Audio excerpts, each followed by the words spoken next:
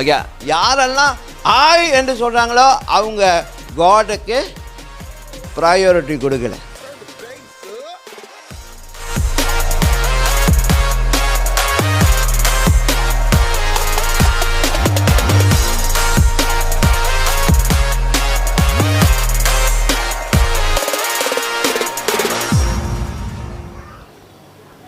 ஆனால் இன்றைக்கி நம்ம ஆவிக்குரிய சபையில் ஆவிக்குரிய நல்ல வாழ்க்கும்பொழுது அந்த ஃபேம், நம்மளுடைய சாதனைகள் அவங்கள காட்டிலும் பெட்டராக இருக்குது எல்லாம் நம்ம பார்க்கும்பொழுது நமக்குள்ளே என்ன வந்துடுது, அந்த ஃபேம். வா, நம்ம பாரில் அப்படி இருக்கோம். புரியுதா? ஃபேம்னா புகழ்ச்சி, மற்றவங்க நம்ம புகழணும். அப்புறம் ஃபார்ச்சூன்னா பணபலம் வந்தோடனே நம்மளுடைய மைண்ட்லாம் மாறிடும் அப்படின்னு சொல்லி என்ன ஆகுது, ஒரு டைவர்ஷன் வந்துடுது. அதுதான் நடக்கக்கூடாதுன்னு சொல்கிறேன். நமக்கு எவ்வளோ பணம் வந்தாலும் எவ்வளோ சாதனைகள் நம்ம பண்ணாலும் அது மெய்யாகவே ஆண்டவர் தான் கொடுத்தாருன்னா நம்ம என்ன செய்வோம், அது அவருக்கே தான் கொடுத்துருவோம். ஆனால் அந்த புகழ்ச்சியை பற்றி அந்த ஆண்டோடைய காரியங்களை நம்ம பேசுறது தப்பு இல்லை. ஏமேன், அதை பேச தான் நிறையா பேருக்கு தெரியும். ஏமேன், நீங்கள் போய் உங்களோட ஃப்ரெண்ட்ஸுங்க, நீங்கள் போய் உங்களுடைய சொந்தக்காரங்க மத்தியில், அதுவும் விசேஷமாக ரட்சிக்கப்படாத மத்தியில் இதை தைரியமாக பேசணும். புரியுதா? ஏன்னா ஒரு காலத்தில் உங்களை ரொம்ப கீழே பார்த்துருப்பாங்க, உங்களை ரொம்ப தாழ்வாக பார்த்துருப்பாங்க, உங்களை குறையாக பேசியிருப்பாங்க. என்ன வர ஒரு கழுத்தில் ஒரு சங்கிலி இல்லை அப்படிலாம் சொல்லியிருப்பாங்க.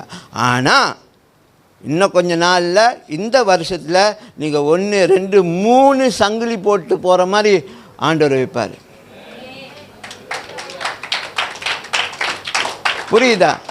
இதெல்லாம் வரும்பொழுது அவங்க மத்தியில் பேசுகிறோம் ரைட்டு, ஆனால் ஆண்டவர் முன்னுக்கு நிற்கும்பொழுது பெருமையோடு நிற்கணும். எப்படி? அப்பா, நான் உங்கள் பிள்ளை, எங்களை நீங்கள் வச்சுருக்கீங்க நல்லா. அல்லேலூயா. அதுதான். ஆனால் டைவர்ட் ஆகிடக்கூடாது.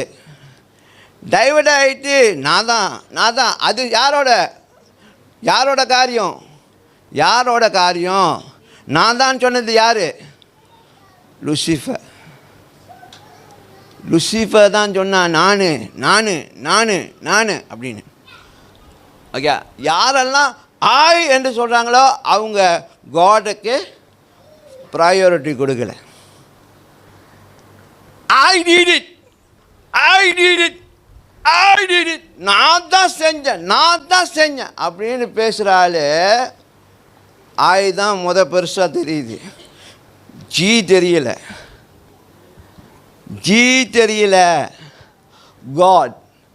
காடை தெரியல.